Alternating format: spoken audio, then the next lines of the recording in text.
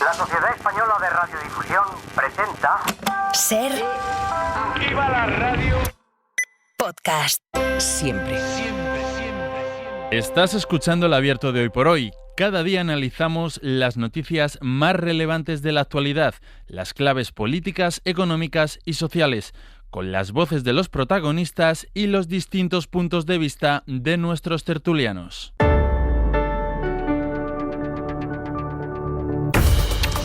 Tiempo para el análisis, tiempo para el abierto. Esta mañana de viernes desde el Caixa Forum en Barcelona, casi a los pies de la montaña de Montjuïc, lleno de público desde primera hora. Les he agradecido antes el madrugón, pero entiendo que si madrugan es porque habitualmente madrugan con la radio, que no es lo mismo estar en casa tranquilamente a venir aquí, pero hoy el premio es podernos ver trabajar.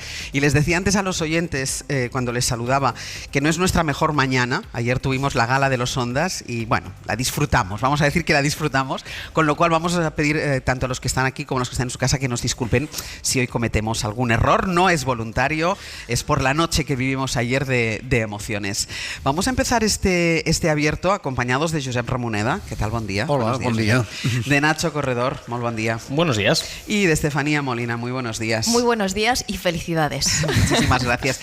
Decir también que estamos aquí en Caixa Forum porque se va a inaugurar a las 9 de la mañana el Congreso Internacional de Radio, que es algo así como lo que pone el lacito a todas estas celebraciones, estas conmemoraciones del centenario de la radio que hemos estado llevando a cabo durante todo el año. Es una buena manera de terminar en este sitio hablando de radio, haciendo lo que nos gusta, que es hacer radio, y además pudiendo saludar también a esta hora de la mañana al presidente de la Generalitat, Salvador Illa. ¿Qué tal? Muy buen día, buenos días. ¿Qué tal? Muy buen día, buenos días. Un placer acompañaros y también muchas felicidades por el premio. Muchísimas gracias, presidente. ¿Cuál es su vinculación con la radio?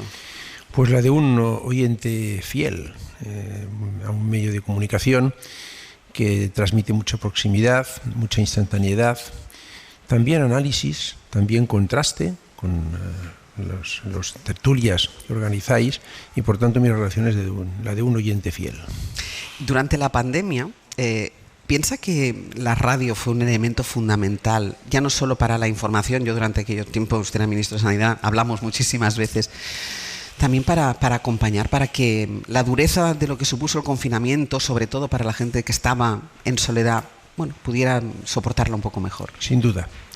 En primer lugar, para informar, como la vertiente, digamos, de servicio público, de dar información veraz, contrastada, de dar consejos, de explicar a la gente lo que sabíamos que estaba ocurriendo, y luego también, efectivamente, para acompañar a las personas que en aquel momento, de una forma obligada, estábamos confinados, ¿no? Entonces también era un elemento de acompañamiento, de entretenimiento, de romper esa soledad que muchas personas pues tuvieron que vivir aquellos días, ¿no? Nosotros conmemoramos 100 años, celebramos 100 años, pero el presidente de la Generalitat conmemora 100 días. 100 días al frente. Una pequeña diferencia. Que a lo mejor se le han hecho como 100 años, no lo sé. 100 días al frente de la Generalitat. Pasa rápido el tiempo, ¿sí? Más de lo que quisiéramos, sí. ¿Qué balance hace de estos 100 días? Bueno, yo estoy contento y ilusionado de cómo han ido las cosas. Queda mucho trabajo por hacer, pero hay mucha ilusión para hacerlo, ¿no? Creo que estos primeros días de arranque de este nuevo gobierno en Cataluña, pues hemos avanzado en la normalización social, política, institucional en Cataluña. Hemos empezado a poner los pilares, los cimientos de un gobierno que quiere ser un gobierno de gestión, de servicios públicos, de reformar para mejorar los servicios públicos, ¿no? Y creo que también hemos dejado claro que nos queremos implicar a fondo en la construcción y la mejora de España, desde nuestra concepción de una España plural y diversa, de un Estado compuesto que tiene que colaborar los distintos niveles de la administración, pero con la voluntad clara de implicarnos a fondo en la defensa de este modelo de España y en la construcción de este modelo de España, ¿no? Por tanto, hago un balance, digamos, ilusionante de estos primeros días, ¿no? Naturalmente, es a los ciudadanos, a los medios de comunicación, a quienes corresponde hacer los juicios de fondo, ¿no? Pero mi impresión es esta. ¿Ha sido más tranquilo? ¿Estos 100 días han sido más tranquilos de los que quizá usted imaginaba? Tampoco, en fin, han sido días intensos, ¿no? pero sí que creo que en la sociedad catalana, después de unos años, digamos, muy intensos, pedía, necesitaba, quería una normalización institucional, un contraste de ideas, de posiciones, una aceptación de la pluralidad de Cataluña. Mi gobierno es un gobierno en minoría, por tanto obligado a escuchar, a tener generosidad también para llegar a acuerdos, a acordar, ¿no? La ciudadanía, ¿qué quiere? Pues esto, reconocer la pluralidad de Cataluña, que lleguemos a acuerdos y que sobre todo que prioricemos el bien común, el interés general, los intereses que podamos tener en cada momento determinado, cada formación política, ¿no? Desde este punto de vista sí que creo que hemos avanzado y que la ciudadanía de Cataluña agradece esta etapa en la que estamos, ¿no? que tiene sus problemas, que tiene sus dificultades, que las va a seguir teniendo, pero que es una etapa, digamos, con un clima, digamos, más sosegado que en años anteriores, ¿no? ¿La intensidad o el desasosiego se ha trasladado ahora a la política española? En la política española hay un grado de polarización preocupante. Porque esto me parece que no lleva a nada bueno, ¿no? Lo estamos viendo en el lenguaje político. El lenguaje político es muy importante porque lanza en sí mismo un mensaje a la ciudadanía. Es un lenguaje político de un tono excesivamente elevado. Lo estamos viendo con actuaciones, digamos, en el Congreso, en medios de comunicación, de bloqueo. Me parece que no es el clima adecuado. Me parece que evidentemente en una democracia plural y diversa tiene que haber contraste, incluso tiene que haber vehemencia en este contraste en determinados momentos, pero esto no está reñido con una mínima cortesía y una mínima educación en el debate político, que ojalá vuelva lo antes posible, ¿no? ¿Es posible reconducirlo, presidente? Tiene que reconducirse. Y ahí todo el mundo tiene que poner de su parte y todo el mundo tiene que tener altura de miras, pero digamos, no podemos mantener este nivel de polarización indefinidamente en el tiempo, de ninguna manera. Me hablaba usted de un gobierno en minoría, pero tuvo los apoyos suficientes para poder ser presidente de la Generalitat, para poder gobernar. ¿Cómo están sus relaciones con sus socios de investidura? Pues bien, son relaciones fluidas. Mis dos socios de investidura afrontan dos procesos congresuales, los comuns este fin de semana y Esquerra Republicana a finales de noviembre. Por tanto, también tengo que respetar que están en este proceso precongresual, que están en sus debates internos, pero al margen de esto las relaciones son correctas. Yo voy a cumplir los acuerdos de investidura que alcancé con estas formaciones políticas. Son acuerdos de investidura, soy consciente que no son acuerdos de legislatura, por tanto que sirven, es un compromiso, es el compromiso que adquirí para obtener su confianza para mi investidura como presidente de la Generalitat, y por tanto también soy consciente que además de cumplir estos acuerdos tengo que seguir trabajando con ellos para ganarme su confianza y sacar adelante los proyectos que podamos tener en esta legislatura, ¿no? Pero son relaciones correctas. También son relaciones cordiales y correctas con el resto de grupos, excepto con aquellos que abanderan discursos de odio. Son dos grupos en el Parlamento de Cataluña, Vox y Alianza Catalana, pero con el resto de formaciones políticas, Junts per Catalunya, Partido Popular y la CUP, pues también tenemos una relación, los he recibido, hemos contrastado puntos de vista, sabemos que tenemos posiciones políticas distintas, pero no descartamos, al menos yo no lo descarto, en momentos puntuales pues poder alcanzar acuerdos. Y con sus socios de investidura que no entraron a formar parte del gobierno de la Generalitat, ¿podrían tener la puerta abierta al gobierno?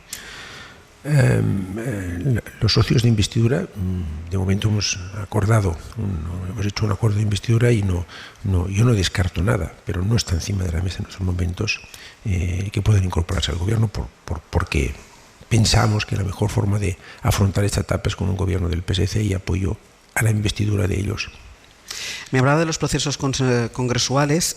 Junts ha hecho el suyo. Puigdemont vuelve a estar al frente de la formación. Junqueras parece que es el favorito en las primarias de Esquerra.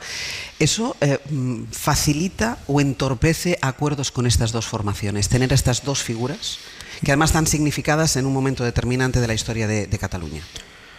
Yo voy a dialogar y a tener en relación con aquellas personas que los militantes de Esquerra y los militantes de Junts pongan al frente de su organización. Eso es una decisión que les corresponde a ellos. la de escoger a sus ejecutivas, a sus representantes como formación política, y también la de fijar el rumbo político que estas formaciones políticas tienen que emprender. Por lo tanto, ahí me voy a mover, como no puede ser de otra manera, en un estricto respeto a lo que ellos decidan, y con una voluntad de con estas formaciones políticas pues mantener los acuerdos que hemos suscrito, en este caso con Esquerra Republicana, y abrir procesos de diálogo para lo que no esté acordado con Esquerra, y con Junts pues para lo que pueda venir, ¿no? ¿Cuál es su relación con Puigdemont? Tengo muy poca relación con él. Yo respeto naturalmente como persona y como dirigente político a Puigdemont, pero tenemos posiciones políticas pues muy alejadas, ¿no? ¿Tiene previsto reunirse con él en algún momento? Para lo que usted tendría que viajar. Bueno, a no ser que él volviera a Barcelona, como ya hizo un día. Lo primero que he reclamado y vuelvo a hacer desde estos micrófonos es la aplicación ágil y sin dilaciones de la ley de amnistía. Lo digo desde un profundo respeto al Poder Judicial, pero también reclamando un respeto del Poder Judicial al Poder Legislativo. En este caso, el Congreso de los Diputados, por una mayoría, y siguiendo todos los procedimientos reglamentarios, aprobó una ley de amnistía que, a mi juicio, tiene que aplicarse sin dilación y que es buena para Cataluña y para España. Y lo digo con conocimiento de causa, ¿no? A partir de ahí, pues cuando llegue el momento, yo me voy a reunir con el señor Puigdemont, pero cuando toque. Dentro de una semana, ¿con quién se va a reunir ustedes? Con el presidente Sánchez para abordar la nueva financiación autonómica. ¿Qué le va a pedir de presidente a presidente? No, yo con el presidente Sánchez tengo un diálogo fluido. Es mi primera visita oficial como presidente de la Generalitat al Palacio de la Moncloa. Le voy a explicar los proyectos que tenemos como Gobierno de Cataluña. Le voy a manifestar mi lealtad también con mi compromiso con un proyecto de España plural y diversa, y vamos a ir abordando algunos asuntos relevantes, creo que para Cataluña y para España. De la financiación, el acuerdo lo tenemos hecho. Vamos a ver cómo podemos trabajar en su despliegue, pero no va a ser una reunión para hablar, ¿eh? Por ejemplo, le voy a explicar al presidente Sánchez el plan ambicioso que hemos hecho para construir 50.000 viviendas públicas de aquí al año 2030, y para ver cómo podemos sincronizar esta política con la que también está desplegando con ambición el Gobierno de España. Creo que es una de las cuestiones que más afectan a la desigualdad en los ciudadanos y la que más nos reclama la ciudadanía que abordemos con contundencia, y ahí, si podemos colaborar juntos, Gobierno de la Generalitat, Gobierno de España, administraciones locales, pues seremos mucho más efectivos, ¿no? Pues por ejemplo, es un asunto que llevaré en mi carpeta de asuntos a tratar con el presidente del Gobierno. Presidente, ¿cree que los socialistas han sabido explicar lo que es eso de la financiación singular? ¿En qué consiste la singularidad de Cataluña, que además es una cuestión que levanta ampollas en el resto del Estado? Pues seguramente tenemos trabajo pendiente para seguir explicando en qué consiste este acuerdo de financiación singular, pero también es verdad que ha habido gente que antes de incluso de conocer lo que estábamos proponiendo, pues ya lo ha descalificado con ruido y bueno, esto tampoco es nuevo. No me parece que merezcamos esto en el conjunto de España, porque la financiación de las comunidades autónomas es ni más ni menos que la financiación del estado del bienestar. Es la financiación de la sanidad, es la financiación de la educación. Y no he ido a ningún presidente de ninguna comunidad autónoma de ningún color político que no diga que hay que abordar una reforma de la financiación autonómica. Pero nosotros hemos llegado a un acuerdo, que hacemos una propuesta que respeta el marco de la Constitución y del Estatuto de Autonomía, es decir, que no rompe ningún espacio de convivencia, que hace gala del principio de solidaridad, porque lo suscribimos formaciones políticas de izquierdas que entendemos y practicamos la solidaridad, que no queremos que nadie tenga privilegios, y que lo que hace es, a partir de este reconocimiento del principio de solidaridad, pues desplegar preceptos estatutarios y decir, oiga, vamos a hacer vamos a trabajar en la recaudación de impuestos en Cataluña por parte de la Agencia Tributaria Catalana, que ya existe y que está en vigor, y a partir de ahí vamos a ver cómo articulamos una financiación que respete el principio de ordinariedad, es decir, que una vez puesta en práctica la solidaridad no quedemos peor en términos de renta disponible que aquellas personas, aquellas comunidades o aquellos territorios beneficiarios de la solidaridad. Me parece que esto lo defendería cualquier presidente autonómico para su comunidad autónoma, ¿no? Bueno, ruido yo esperaba que hubiera, lo sigue habiendo, lo hay en prácticamente todo por parte de algunos actores políticos. Yo no voy a entrar a esto, voy a seguir trabajando para desplegar este acuerdo que creo que es bueno para todo el mundo, para Cataluña y para el resto de España. Presidente, ¿hay algún presidente autonómico que a usted le diga en privado una cosa y luego usted vea que dice otra cosa en público? Yo tiendo a ser muy respetuoso con mis conversaciones privadas con otros presidentes autonómicos. Sí que creo que puedo decir, sin traicionar este principio que quiero respetar, que primero que el tono de la conversación privada es mucho más sosegado y mucho más realista. Y eso sería bueno, que eso sin ningún tipo de reparo ni miedo lo trasladáramos también al debate público.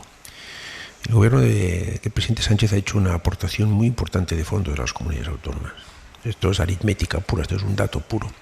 En todo los 6 años que lleva de gobierno ha habido una aportación de 300.000 millones de más a las comunidades autónomas. En la pandemia, el periodo que conozco bien, se hizo una aportación a fondo perdido y había que hacerla, de 30.000 millones de euros a las comunidades autónomas, ¿no? Para poder sostener la sanidad y la educación, que eran dos políticas públicas, bueno, pues que pasaban por un momento de estrés, ¿no? Por tanto, ha habido una voluntad clara de reforzar esto. Pero ahora se trata de ordenar esto y de hacer un proyecto de futuro. Creo que ahí haríamos bien todos en tener un debate mucho más sosegado, al que yo voy a intentar contribuir, ¿no?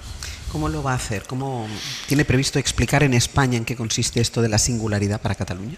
Sí, yo tengo previsto durante el próximo año, lo anuncié ya, visitar todas las comunidades autónomas y escuchar y explicarme. Naturalmente, si es posible, me gustaría reunirme con mis colegas. Creo que hay un campo importante de desarrollo en España de relación, técnicamente se lo llaman relación horizontal entre comunidades autónomas. No solo hay que ir a pedir al gobierno de España, ya hay que también hablar entre nosotros, ver cómo podemos colaborar. Bueno, voy a hacer esto y también voy a explicarme, voy a intentar, digamos, reforzar puntos de colaboración, que los hay, con las comunidades autónomas vecinas, pero con otras también, ¿no? La Dana, es verdad que con menos intensidad, pero ha afectado también y ha pasado tanto la del día 29 de octubre como la de hace 2 días por Cataluña. ¿Hay otra forma de gestionar la emergencia, presidente? Yo voy a ser muy, muy cuidadoso y muy respetuoso. En fin, tenemos que aprender de lo que ha ocurrido y tienen que ser los ciudadanos de cada comunidad autónoma, en este caso los ciudadanos de la Comunidad Autónoma Valenciana, los que valoren y en su momento saquen conclusiones de cómo se han hecho las cosas y se procede a algún tipo de responsabilidad política, ¿no? Ahora todavía estamos en el momento de ayudarnos y no de culparnos. Este es mi punto de vista. Yo he estado en contacto con el presidente Mazón, también con el presidente García Paje y el presidente Moreno Bonilla. Les mandé un mensaje de apoyo y en concreto con el presidente Mazón pues hemos ofrecido, como hemos hecho todos, ahí no destaca nada, que decir, todos hemos hecho lo mismo, es lo que procedí a hacer, pues toda la ayuda que hemos podido facilitar, ¿no? Eso es lo que hay que hacer ahora, ¿eh? Y centrarse en recuperar la situación lo antes posible, ¿no? Luego tendrá que ser, insisto, los ciudadanos de la Comunidad Valenciana los que saquen sus conclusiones, hagan sus debates y se den las explicaciones pertinentes, ¿no? Pero hay el mismo grado de responsabilidad ante las dos administraciones, ante los problemas de gestión de la Dana que ha habido. ¿Hay el mismo grado de responsabilidad ante la administración autonómica y la administración central? A ver, todo el mundo sabe que en esas situaciones la responsabilidad, la competencia es autonómica. Esto me parece que debatir sobre esto, se puede debatir si esto debe ser así o que es así. Esto es obvio. Quiero decir, yo he tenido también episodios aquí en Cataluña de Dana y bueno, hemos recibido desde el primer momento mensajes de disponibilidad de medios por parte del gobierno de España, del mismo presidente, por descontado delegado del gobierno, de otros ministros, Pero la línea de respuesta es autonómica, luego hay mecanismos en que se pueden activar. Creo que en estas situaciones lo que los ciudadanos piden, y diría que exigen, y hacen bien en exigir, es que haya una colaboración sin fisuras entre todos los niveles de la administración, empezando por la administración municipal, muchas veces no suficientemente puesta en valor, y es la primera línea de respuesta ante estos casos, y son los que más conocen lo que está ocurriendo y los que más tienen capacidad organizativa para responder. Administración local, administración autonómica, Gobierno de España, y también hay medios y recursos de las instituciones europeas que pueden poner en liza, ¿no?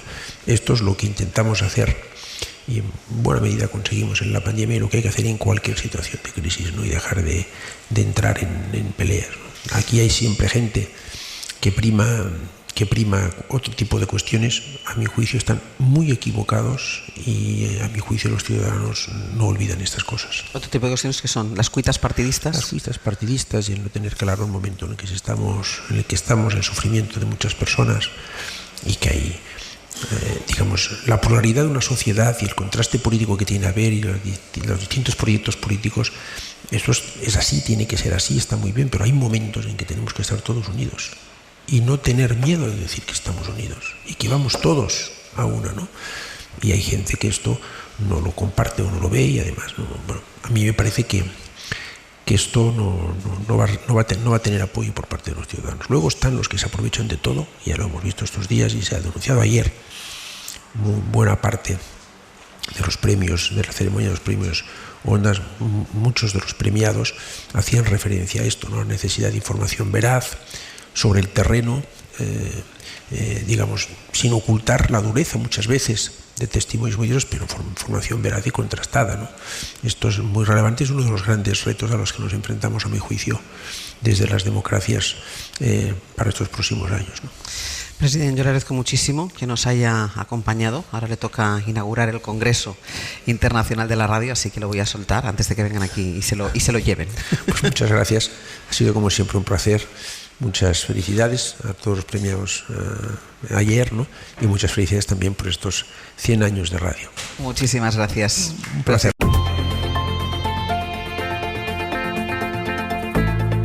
El Abierto. Ser Podcast.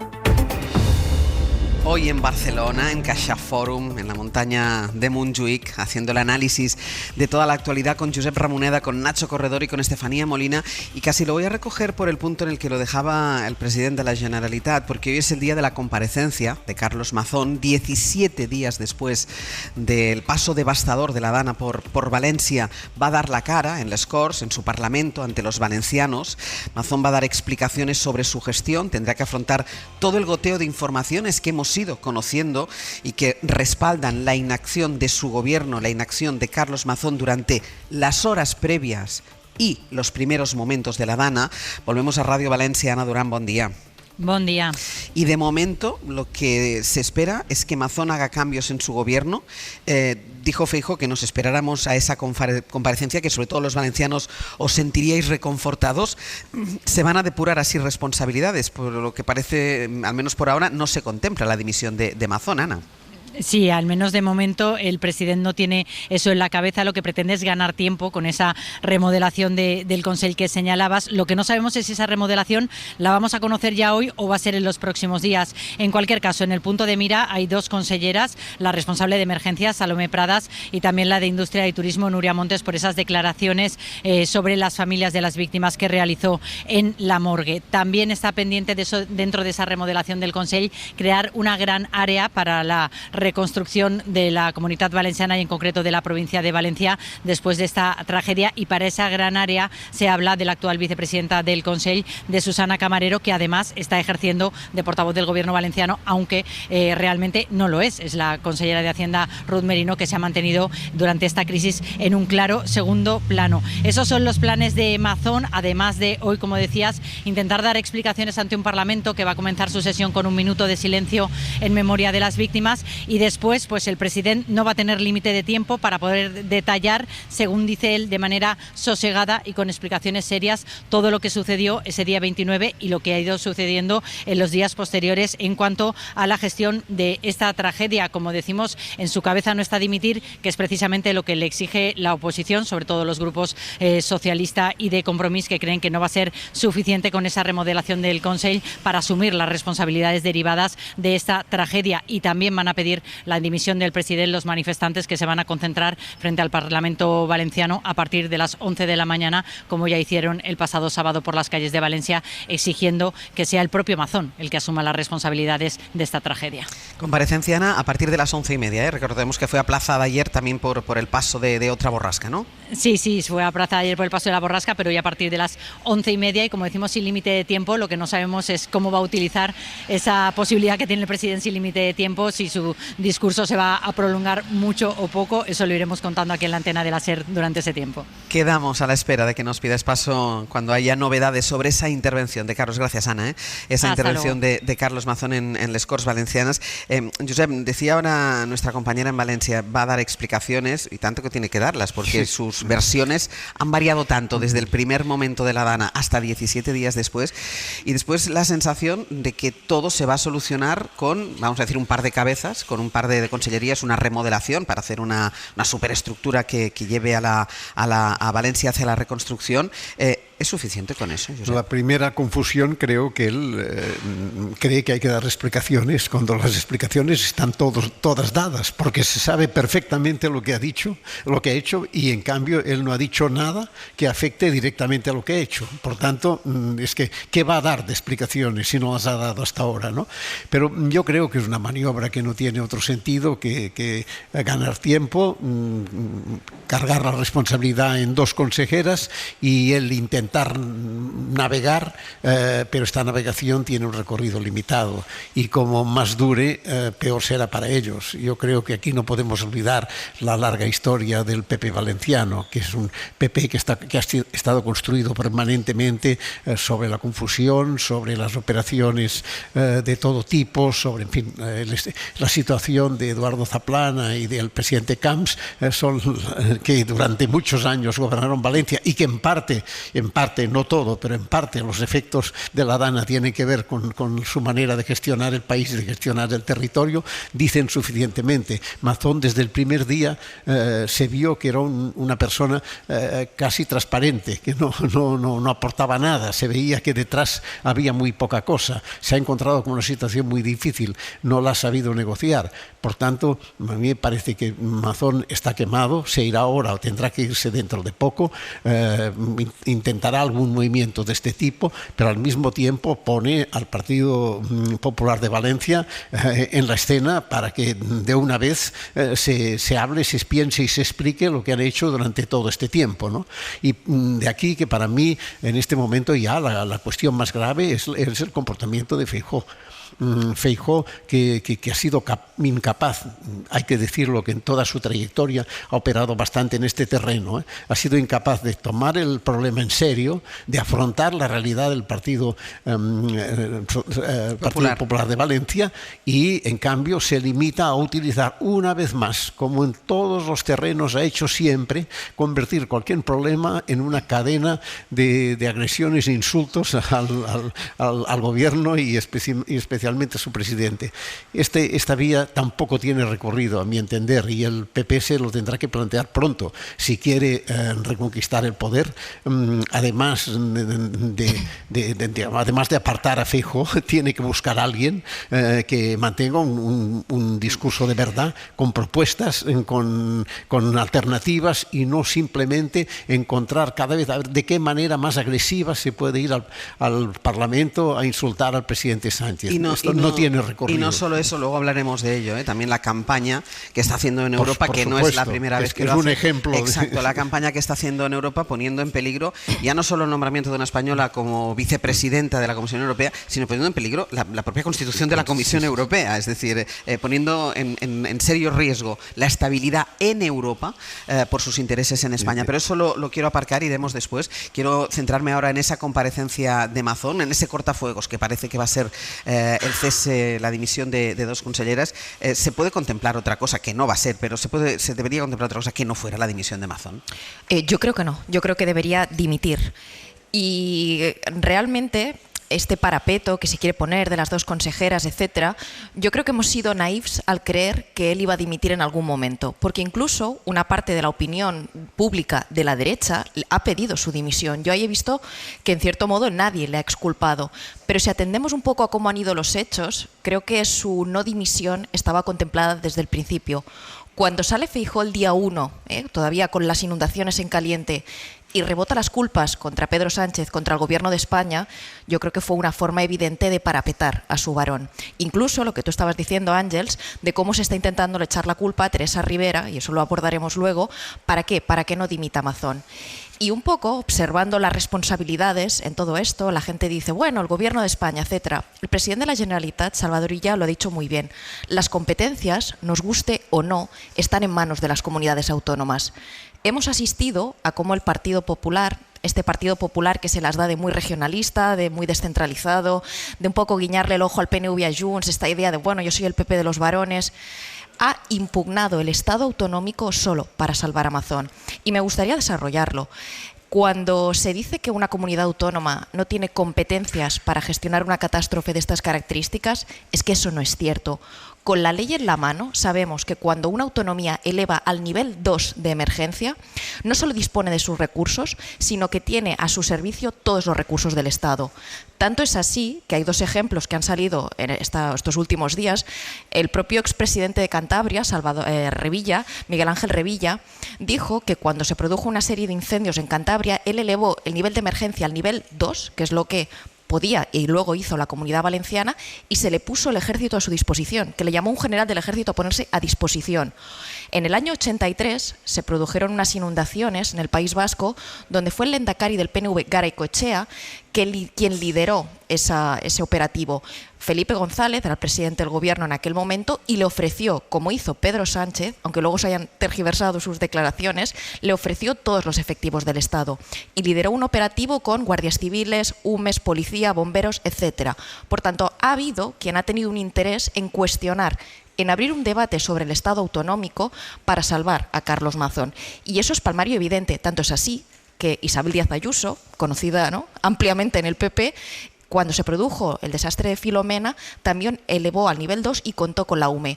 El propio Juanma Moreno, presidente del PP en Andalucía, en las últimas horas ha gestionado también una DANA. Y no ha habido un ruido sobre el Estado autonómico. Curiosamente, solo se cuestiona el Estado autonómico cuando alguien no ha hecho bien su trabajo. Nacho. Probablemente, y coincidiendo además con las palabras del presidente Illa, que vamos a llegar de forma inminente a un escenario donde el debate deba girar única y exclusivamente y principalmente alrededor de la asunción de las responsabilidades.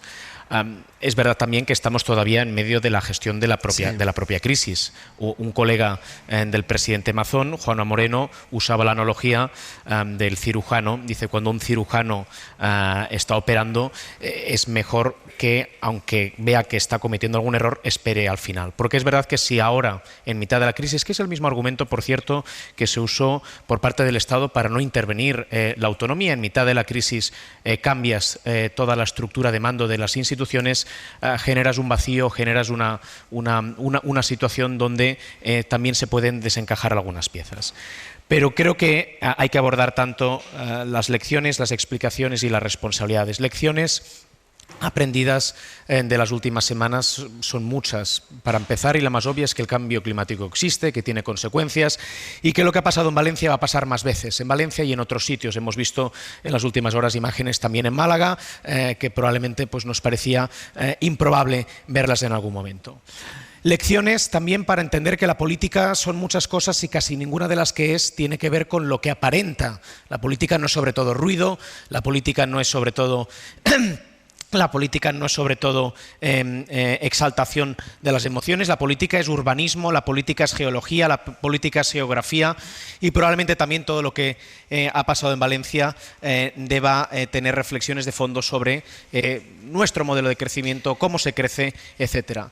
Más lecciones que creo que son importantes. La lealtad institucional no es una entelequia, no es un absurdo, no es una reflexión filosófica. La lealtad institucional tiene consecuencias a la hora de abordar cualquier crisis y a la hora de tomar decisiones. En un contexto de lealtad institucional donde ante la emisión de una alerta no haya nadie que diga que se están intrometiendo en la vida de las personas, es más fácil tomar esas decisiones. En un contexto de lealtad institucional donde ante la intervención de una autonomía nadie dice que se está ejerciendo una dictadura, es más fácil tomar esas decisiones.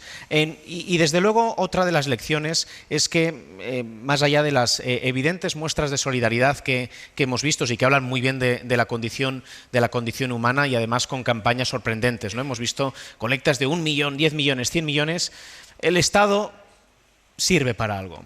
10.000 millones de euros que en cuestión de una semana el Estado invierte para el día después de lo que está pasando en Valencia, demostrando que las instituciones hay que tomárselas en serio, que no se puede poner al frente de la dirección de las emergencias a personas que se dedican a espectáculos taurinos, que no se puede dedicar las instituciones y poner al frente de las instituciones agentes que son mejores tertulianos en ocasiones que políticos y gestores. Josep, déjame que vaya a publicidad y a la vuelta voy contigo. Y además, decía ahora Nacho, abordaba una serie de reflexiones que tiene que abordar este país.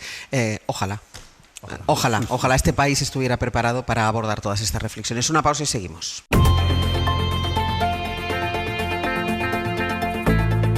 El Abierto. Ser Podcast. Desde Barcelona, abierto, desde el Caixa Forum, abierto también a todos ustedes que quieran venir.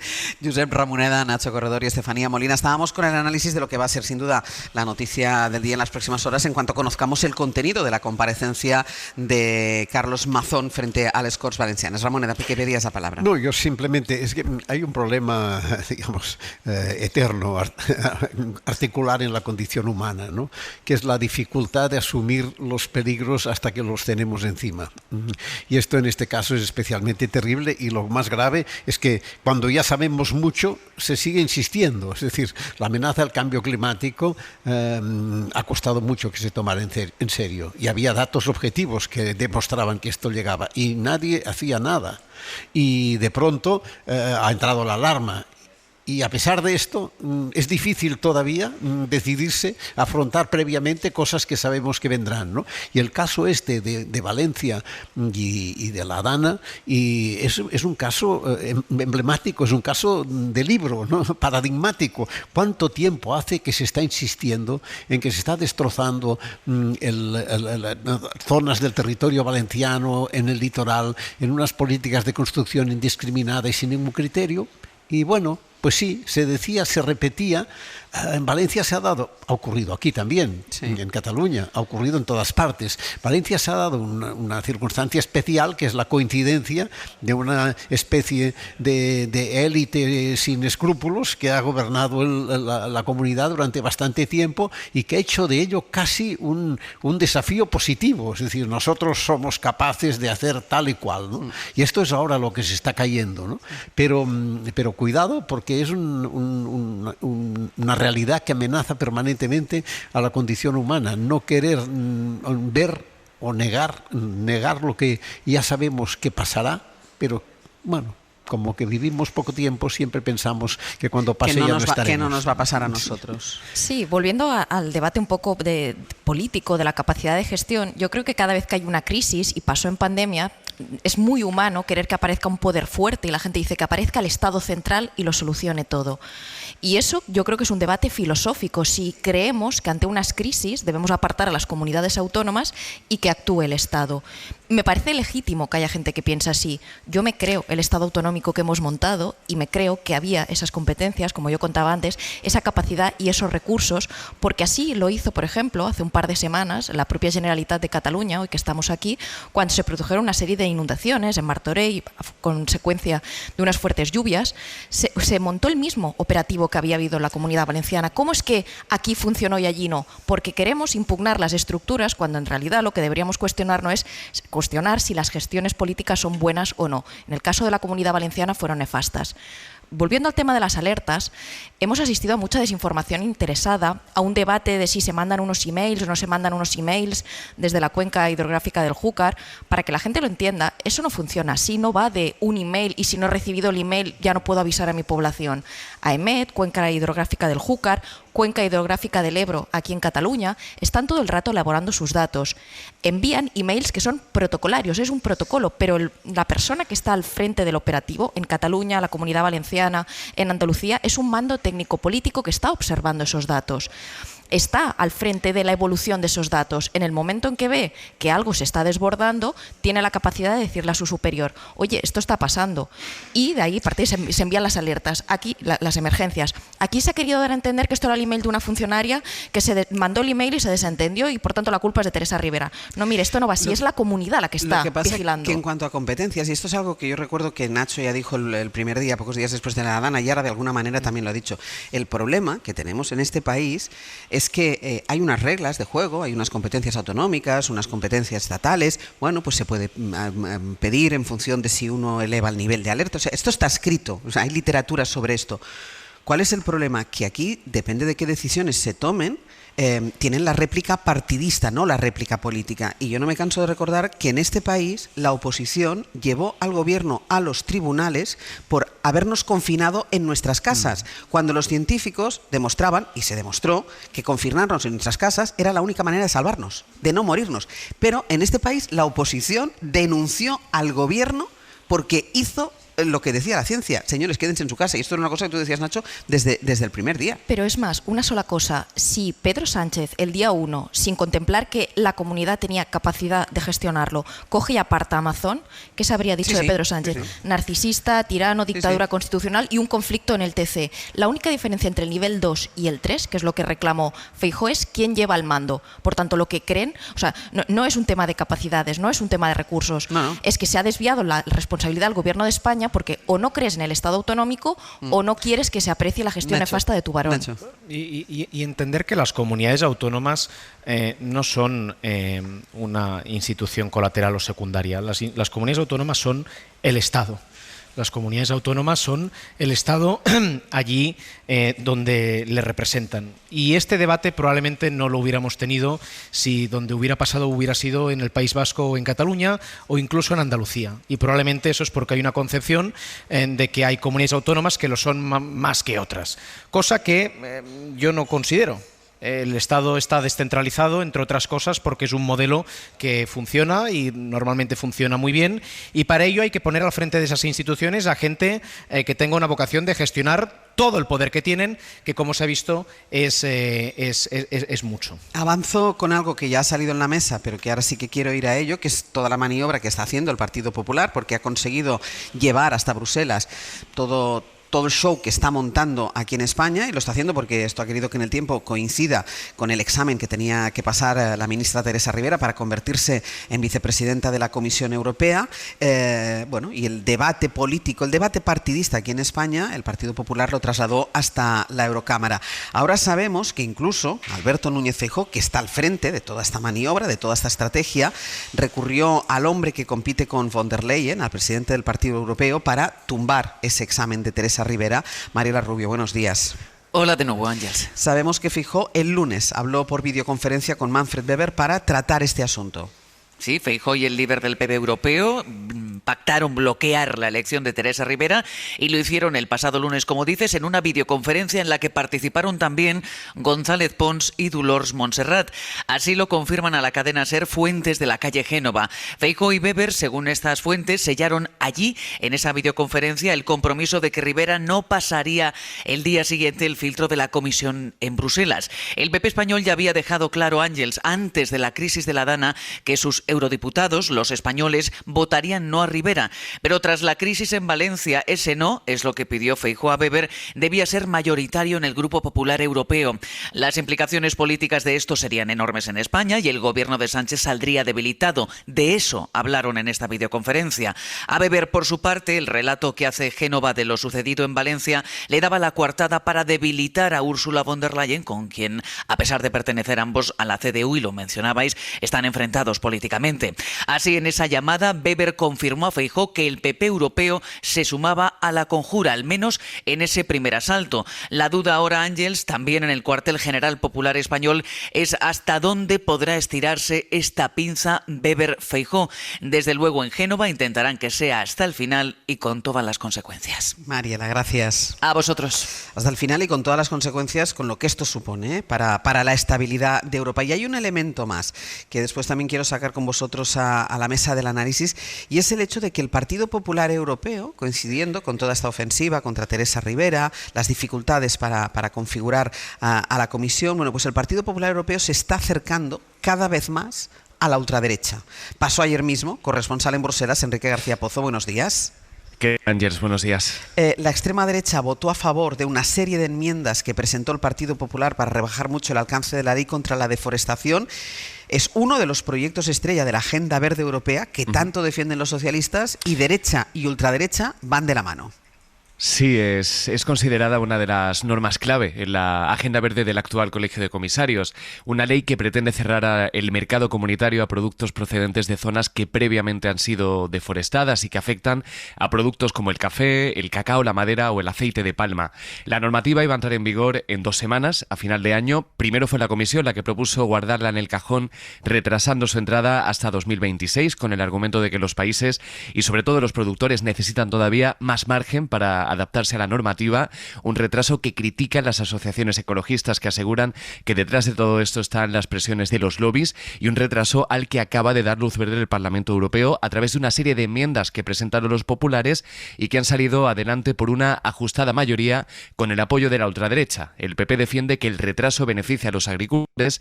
Socialistas, liberales y verdes vuelven a acusarles de aliarse con todos los grupos a su derecha, desde el partido de Meloni, los patriotas de Orbán o Alternativa por Alemania. Ocurre lo que ya ha pasado en otras ocasiones en esta legislatura. Ángel, se llega al Pleno con un texto pactado entre las fuerzas europeístas, pero luego en la votación se aprueban enmiendas del Partido Popular con el apoyo de esos grupos. Ocurrió hace unas semanas con las enmiendas a un texto sobre los presupuestos en el que se hablaba de centros de internamiento para migrantes en terceros países. Salieron adelante y ocurrió, recordemos, sumaron sus votos para fijar la posición del Parlamento respecto a Venezuela, reconociendo a Edmundo González. De ahí que en los pasillos de la Eurocámara se empiece a hablar de esta suerte de alianza o de cortejo parlamentario con el nombre de Coalición Venezuela, un término acuñado por un colega italiano. La votación se ha producido además cuando las dos principales familias políticas mantienen el teléfono descolgado. Las negociaciones siguen en estado de espera, con la mirada puesta reunión el próximo miércoles. Por eso en la Comisión admiten que la presidenta von der Leyen está en contacto con los grupos para intentar reconducir un bloqueo que amaga con hacer descarrilar la puesta en marcha del Colegio de Comisarios, y al que se suma también la presidenta del Parlamento. Metsola decía ayer: es nuestra responsabilidad que salga adelante, sobre todo cuando vemos todo lo que está ocurriendo en el mundo. Enrique, gracias. A vosotros. Dos cuestiones aquí, Ramoneda. Una la hemos tratado ya de manera colateral, que es las maniobras que está haciendo el Partido Popular en Europa, poniendo en peligro el Colegio de Comisarios, poniendo en peligro la estabilidad de Europa. Y luego ya este acercamiento sin complejos de la derecha con la ultraderecha europea. Yo creo que esto nos traslada a otro tema central de este momento, que es el efecto Trump y las consecuencias de la victoria, y lo que significa la victoria de Trump en las elecciones americanas. Y esto es un ejemplo. La derecha ya hace tiempo que la derecha europea iba girando hacia la extrema derecha, pero es que ahora esta evolución se acelerará y cada vez se acercarán más las posturas y las actitudes, que en esto me parece muy importante, ¿no? Y en este sentido la actitud de Feijóo se alinea perfectamente en eso: convertir un problema local, un problema de su país que tiene que resolverse entre los partidos de aquí, trasladarlo a la Comunidad Europea para provocar un barullo que tenga efectos incluso en la propia Comunidad Europea.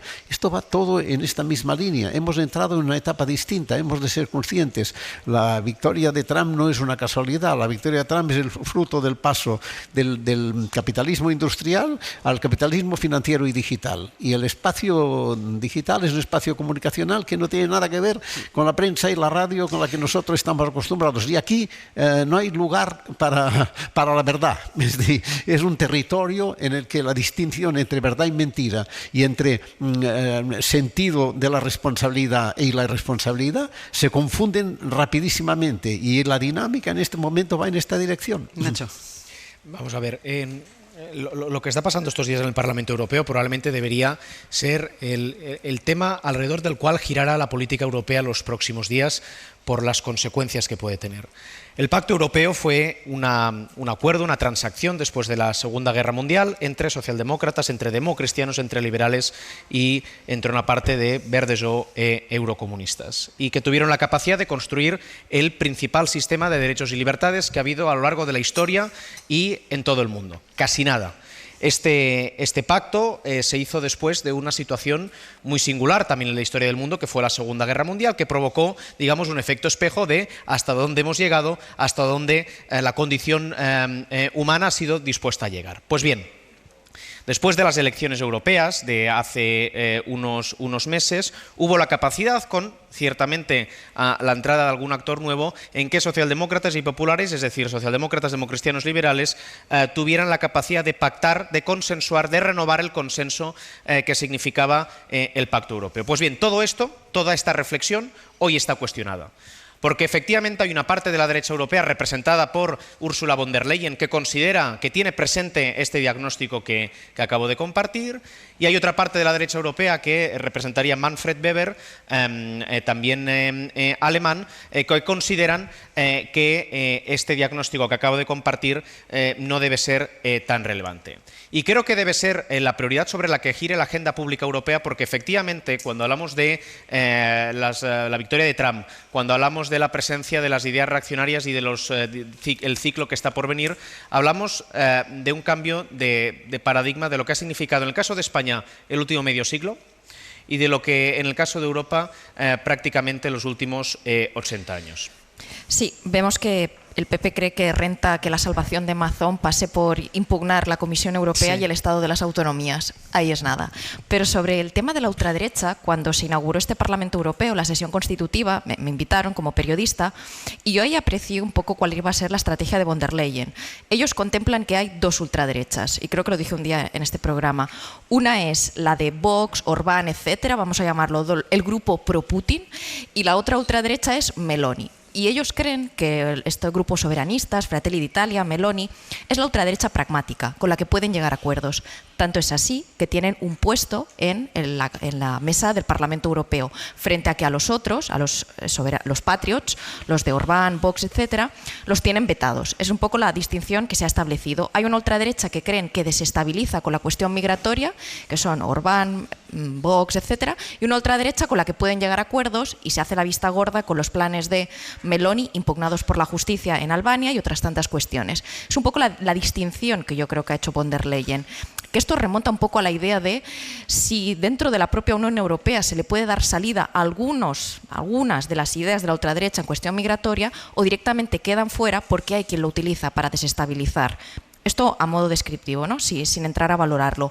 Y creo que es lo que estamos viendo. Von der Leyen considera que sí, que hay que llegar a acuerdos con Fratelli d'Italia, con Meloni, etcétera, porque lo otro es peor. Lo otro, en el fondo, sí busca atacar y desestabilizar los cimientos de la Unión Europea. Y es ahí donde vemos, yo creo, esas incongruencias. Y luego ya tenemos la otra ultraderecha, que es la de AfD, que digamos que son más cercanos, no tienen ningún problema en no impugnar el pasado de Alemania, pero este es el juego en el que estamos. Yo creo que obviamente esto sí es una piedra de toque contra el sistema de gran coalición, este sistema un poco moderado, centrado, que comentaba Nacho, de las dos grandes familias europeas. Y esto nos lo vamos a ir encontrando porque la Comisión Europea cree que esta es una forma de mantener a ciertas ideas de la ultraderecha dentro para que eso no siga escalando como una fuerza reactiva o de choque o antisistema como son los otros. Pausa y seguimos. En el abierto, Josep Ramoneda, Nacho Corredor y Estefanía Molina. Saben ustedes que los viernes está con nosotros Idafe Martín. Buenos días. Buenos días, Ángels. Está con nosotros Idafe, que siempre, a través de las diferentes lecturas que hacen los medios de comunicación de la actualidad, bueno, pues reflejamos aquí cómo se cuentan las cosas. Pero hay un elemento más hoy, es que Idafe es corresponsal en Bruselas, es experto en política europea, y nos estaba escuchando con todo esto que estábamos contando, y él me decía, hay un elemento más, Idafe, la importancia que tiene para Weber lo que pueda hacer el Partido Popular Español en el Congreso del Partido Popular Europeo.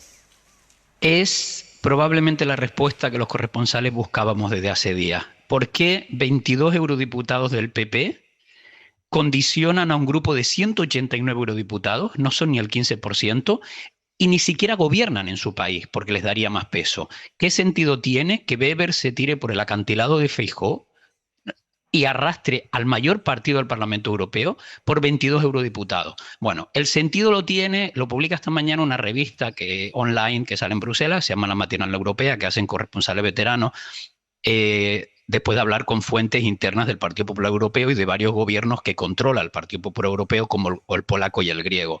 Weber teme caer en el Congreso de Valencia en mayo. Necesita a Feijóo, necesita a los populares españoles, porque los griegos, los polacos, los holandeses trabajan ya en buscar una alternativa a Weber, porque Weber divide al partido, en parte por sus pactos con la ultraderecha, que muchos no quieren, y en parte porque lo ven como una especie de liderazgo autoritario dentro del grupo, y muchos están un poco hartos. O sea, empieza a haber eurodiputados populares europeos que hablan.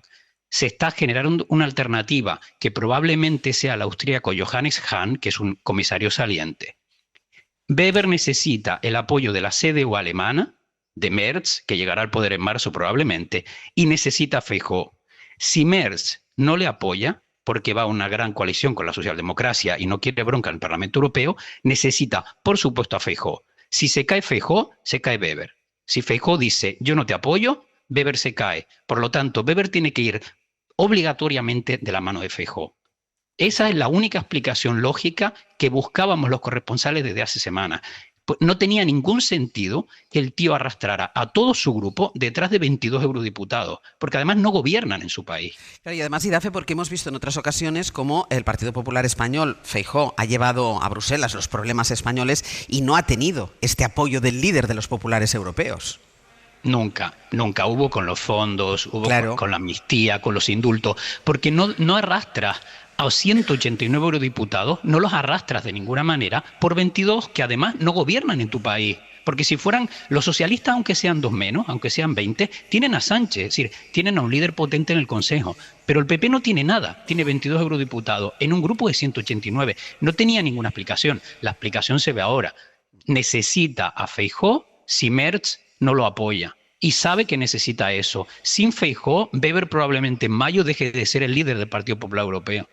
Al margen de esta lectura que me parece muy interesante, porque es un elemento muy a tener en cuenta para entender esta conexión tan estrecha de Feijóo con Weber, como tú decías, si no fuera por esto no se tiraría por el acantilado Weber. Dime una cosa, porque nosotros desde aquí de España, una parte de la población, evidentemente no todo el mundo, pero escuchamos con cierto rubor lo que pasó el otro día en el examen de Teresa Rivera. Incluso yo creo que en la tertulia de la mañana siguiente salió la palabra vergüenza ajena, o sea, nos producía vergüenza ajena la intervención del Partido Popular, de Vox evidentemente también. ¿Cómo se ve allí los eurodiputados que no están inmersos en esta guerra de Weber, los eurodiputados que son de otras formaciones, cómo lo ven esto? Es una cosa que no pasó nunca. El PP dice que el PSOE votó contra Cañete, y es cierto, el PSOE votó hace 10 años contra Cañete. Pero el PSOE votó contra Cañete igual que el PP cargaba contra Borrell, a sabiendas de que iban a ser comisarios. Era un voto postureo. Todo el Partido Socialista Europeo votaba a favor de Cañete porque estaba en el pacto, igual que los españoles votaban a favor de los comisarios populares. Votaban contra Cañete para buscar el titular en Madrid, igual que el PP iba contra Borrell para buscar el titular en Madrid, a sabiendas de que el PP europeo apoyaría a Borrell. El cambio ahora es ver a un partido intentando mover a todo su grupo para tumbar de verdad una propuesta de comisario que, como dicen muchos corresponsales, incluso algunos conservadores, Rivera es probablemente la comisaria más potente que tenga von der Leyen ahora mismo. Idafe, muchísimas gracias. Gracias, Ángels. Hasta luego. Y una última cosa que no me va a dar tiempo de traer el debate a la mesa, pero que me parece un debate muy interesante para la mesa y para todos los oyentes, y es todo el debate que hay con la red social X, con Twitter, una red polarizante, evidentemente, llena de ruido, de confrontación, de desinformación, lo decía antes Ramoneda, y en el debate está, ¿qué tenemos que hacer? Abandonar la red. Hemos visto medios como The Guardian, aquí en España La Vanguardia, que han abandonado la red, y el debate está en si se debe permanecer en esta red. Pablo Anzola, buenos días.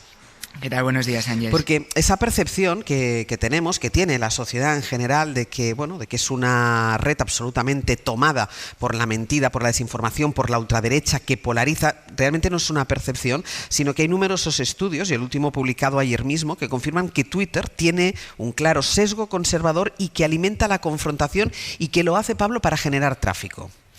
Sí, eso es. Esos estudios, Ángels, demuestran que desde que está en manos de Elon Musk, ese algoritmo de X está politizando y polarizando toda la conversación. Básicamente en dos pasos. Primero, bombardea contenido político, y esto pasa tanto si al usuario le interesa como si no. Esto lo confirmó hace unas semanas el Wall Street Journal, que detectó que todas las cuentas que monitorizó recibieron publicaciones de ese tipo, de tipo político, ideológico. Un contenido que, por cierto, no era imparcial, porque los posts que enseñaba eran mayoritariamente conservadores, y tampoco era precisamente moderado. Twitter estas semanas ha amplificado contenido como este. This is a struggle for the survival of our nation. Believe me. And this will be our last chance to save it. Bueno, este tipo de discurso extremista, exaltado, de publicaciones engañosas que, según el Wall Street Journal, llegaron al 90% de las cuentas. Bueno, pues después de colocar ese contenido ya en todos los perfiles, entra en juego la confrontación. El algoritmo de Twitter visibiliza más precisamente las reacciones de esas publicaciones tóxicas, termina premiando las respuestas de ideologías contrarias, de forma que todo ese ruido, incluida la desinformación, lo decías, perdón, es el que consigue más interacción, es el que termina contagiando toda la conversación. Es un viraje que, por cierto, va claramente hacia la derecha, Ángels. Ese es el espectro al que está conquistando Twitter, y muestra de ello es que el peso de los votantes conservadores en X se ha multiplicado por 3 desde que Elon Musk tomó el control. Pablo, con este escenario muchos usuarios están decidiendo, lo decíamos ahora, irse, y lo han hecho grandes medios de comunicación, The Guardian, La Vanguardia aquí en España. ¿Son casos puntuales, Pablo, o hay una corriente de usuarios hartos que se están marchando? Bueno, pues parece que lo segundo, que los usuarios empiezan a cansarse y que esa huida empieza a ser una norma y no una excepción, porque en el último año Twitter ha perdido en torno a un 20% de su tráfico diario. Esto es una tendencia que va a más, sobre todo en tiempos convulsos como estas últimas semanas, y reflejo de ello es que el día postelectoral de Estados Unidos, 100.000 usuarios en Estados Unidos se dieron de baja de la red social. Aquí aparece en escena Blue Sky. Esta es una red social que nació en manos de los fundadores del Twitter original, el Twitter del diálogo, de la conversación sana. Blue Sky dice de sí misma que llega para devolver la diversión, y parece que al menos puntualmente lo está consiguiendo, porque en el último mes y medio ha crecido un 60% en número de usuarios. En la última semana, desde que se confirmó oficialmente que Musk formará parte del gobierno de Donald Trump, Blue Sky ha ganado, Ángels, 1 millón de usuarios. Ahora mismo tiene 15, así que esa subida es bastante importante. Pablo, muchísimas gracias. Hasta luego. No me da tiempo de desarrollar, y es un debate interesantísimo, pero hay que dejar Twitter. A mí me cuesta decirlo. Es decir, hay dos opciones. Una, dejar de publicar, que es la que ha hecho La Vanguardia, sin irte, dejar de publicar. Otra, irte, y otra, quedarte. Siempre resulta un poco difícil abandonar un terreno en el que te pueden escuchar, aunque sea, pero es un mundo que es un infierno. Simplemente una cosa, para mí lo más importante de las elecciones americanas no es la victoria de Trump, sino la victoria de Elon Musk, que marcará el futuro. Nacho. Yo creo que no hay que abandonar espacios nunca, entre otras cosas porque si la lógica ahora es irse a una red alternativa donde no participa prácticamente nadie, lo que haces es renunciar a la poca posibilidad, por mucho que las reglas del juego estén alteradas, a que todo se pueda escuchar. Yo creo que no, yo no me voy a ir. Es más, es que no nos vamos, quieren echarnos, y ese es el problema. Quieren que la gente sensata, la que no grita, la que no insulta, la que no imite bulos, se vaya, para que, bueno, pues esas voces no sean escuchadas. Entonces, yo no me voy. Pues aquí discrepo con todos vosotros. Yo sí creo que hay que irse de esa red social. Una pausa y seguimos. por Hoy Noticias. Ser Podcast. Som aquí per prendre mal, som de lletra grossa, masteguem la poesia. Vamos a ir terminando ya. Uy, ¿ahora? Ya, que tenía así como un poco de comer dos veces y yo no estoy hoy como para escucharme dos veces. Vamos a ir terminando ya el abierto. Antes de despedir a los analistas de esta mañana, quiero despedir a alguien que nos ha acompañado durante mucho tiempo en esta última etapa del Hoy por Hoy, que ha sido nuestra compañera Gillian Ayala. Hoy es su último día en el equipo de Hoy por Hoy. Ustedes no la conocen, pero sí habrán oído su nombre muchas veces porque forma parte activa y militante de este equipo. Se va a otras cosas, se va a nuevos retos, a nuevas historias, se va a buscarse la vida en otro lugar y solo podemos decirle que la echaremos muchísimo de menos, porque para hacer un programa hacemos falta muchos y hacen falta muchas Gillians. Yo agradezco la dedicación que ha tenido siempre con nosotros y lo bien y lo divertido que nos lo hemos pasado, Gillian, trabajando contigo. Nos queda celebrar. Dicho esto, el programa continúa aquí en directo desde Caixa Forum en Barcelona. Ya ven aquí ustedes que hay unos músicos a punto de calentar porque luego van a actuar. Vamos a hablar de cosas deliciosas. Vamos a recorrer Barcelona de la mano de el País de las Maravillas. Vamos a tener historias musicales. Hemos invitado, porque como hay un homenaje a la radio, yo hay una persona a la que adoro y que para mí es historia presente de Radio Barcelona, que es a Rosa Badia. Y Rosa Badia, todo el mundo, Rosa Badia se va a sentar aquí con nosotros y me va a ayudar, o a lo mejor lo va a hacer ella todo, aunque sé que también trasnochó, lo va a hacer ella todo. Vamos a entrevistar a Ángel Llàtzer. Digo Ángel Llàtzer porque dije el otro día Ángel Llàtzer a un castellano hablante y no sabía lo que está. Sí, y cuando le dije Ángel, dice, sí, pues va a venir, vendrá Ángel Llàtzer aquí con nosotros también y vamos a disfrutar de una bonita mañana de radio. Os agradezco a vosotros tres la compañía y que hayáis estado con nosotros. Muchísimas gracias y hasta la semana que viene. Para no perderte ningún episodio, síguenos en la aplicación o la web de la SER, Podium Podcast o tu plataforma de audio favorita.